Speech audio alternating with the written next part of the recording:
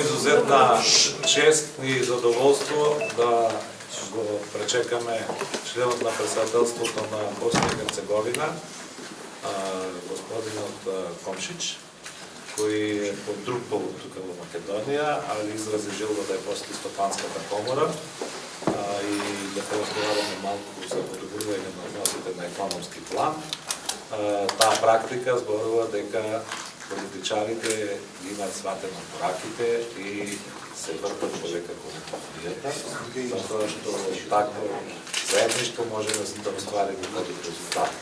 За Босна и Херцеговина и Македонија тоа е потребно, затоа што заради проблематичната инфраструктура ги останавме на ниско ниво размена и е потребна една акција во рамките на Коморскиот инвестиционен форум, затоа што таа е втора по значење и по големина и по обрт на капиталот земја во рамките на КИП, да ги подобриме односите. Ние досега соработувавме во рамките на коморскиот систем, АБЦ, кој што беше во функција од 1994 година, рисовала како КИФ, каде што имаме на располагање и средства и подршка на Европската унија, тоа ќе се интензивира.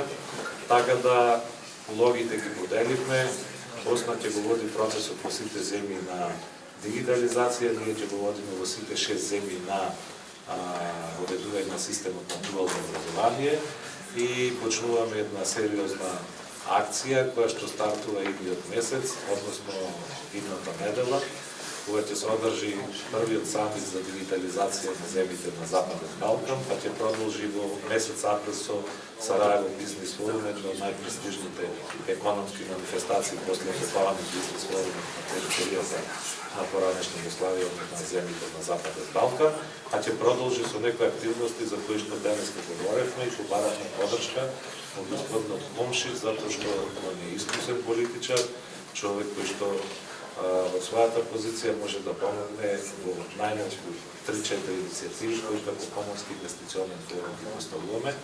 Тоа е, знаете, подобрување на инфраструктурните капацитети, поведување на авионска линија, подобрување на комуникативните можности, бидејќи ние не сме соседна земја, него треба заеднички со другите земји тоа да стартуваме.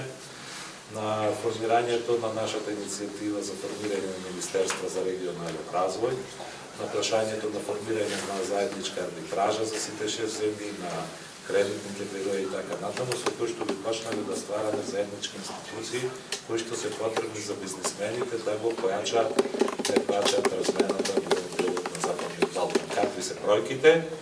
Со Босна и Херцеговина имаме 160 милиони долари размена, а на ниво на Западен Балкан некаде околу 1,5 милиони. Амбициозно треба да се постават и во наредните 5 години со помош на Коморскиот инвестиционен форум да се дуплираат тие бројки.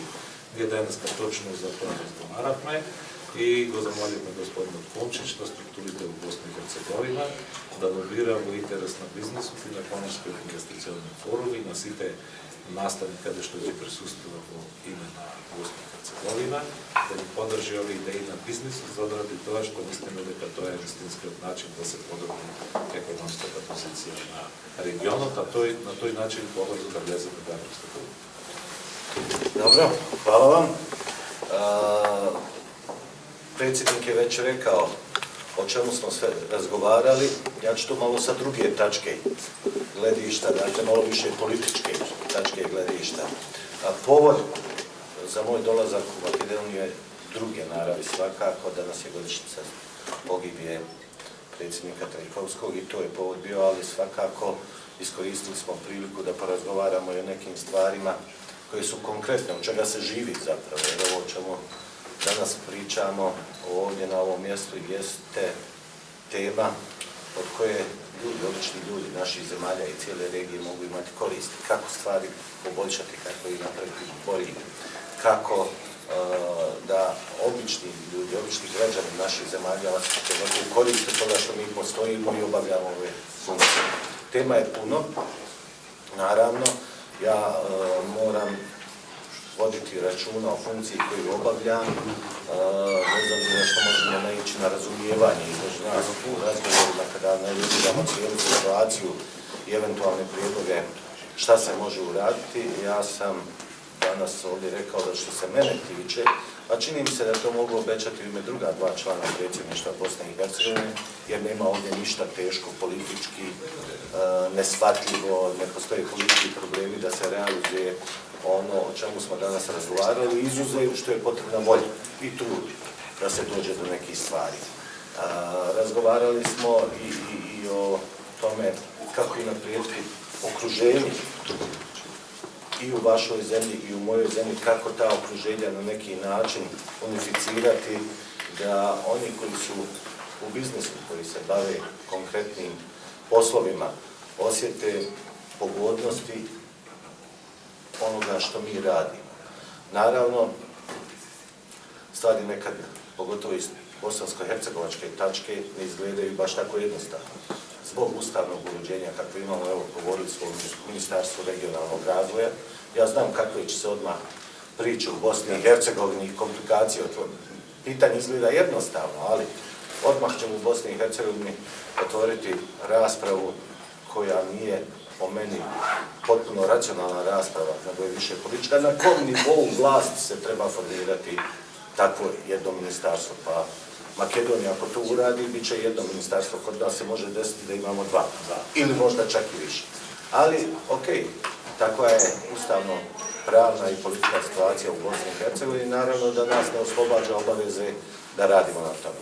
Čuli smo, ja sam čuo zaista dosta dobrih stvari, dobrih ideja, dobrih prijedloga i s mjesta na kojem se nalazim, člana predsjedništva Bosne i Hercegovine, stojim na raspolaganju i ljudima ovdje u Makedoniji, naravno i pogotovo našim ljudima u Bosni i Hercegovini, kako bi došlo do realizacije ovih konkretnih projekata. Pričali smo o toga, uspostavljanju avionske linije, interesantno, kažem, danas treći put u ova 2 dana pomenuto mi to pitanje uspostavljanja avionske linije koja bi povezala Skopje, Podgoricu i Sarajevo. Način na koji doći do toga, postoji mogućnost da se to relativno lako realizuje, do konkretnog obima trgovinske razmjene, šta može, kako može, do institucionalnog nekog okvira, šta bi trebalo uraditi u našim državama i šta bi države između sebe trebale unaprijediti. Postoje neke, moram reći, apsurdne stvari, na primjer da Bosna i Hercegovina i Republika Sjeverna Makedonija nemaju potpisan sporazum izbjegavanja dvostrukog oporezivanja, dakle, što je apsurdno. I to, po meni, ne postoji nikakve objektivne prepreke da do toga dođe. Čini mi se više da je to stvar lijenosti ili sporosti administracije, na što postoji neka objektivna prepreka. Meni je zadovoljstvo da smo se susreli, bit će prilike da se vidimo i u Sarajevu.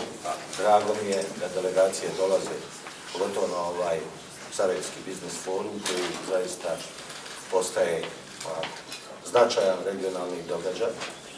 Ovu godinu slavi 10 godina. Da, ove godine 10 godina i svake godine sve više i više učesnika, sve više i više ljudi koji su zainteresovani da prisustvuju tom biznis forumu i da nešto konkretno urade, da sklope ako treba i poslovne dogovore i da se pošalje poruka vlastima u našim državama šta je to potrebno učiniti da stvari na ovom ekonomskom privrednom planu idu daleko bolje i daleko brže i daleko jednostavno.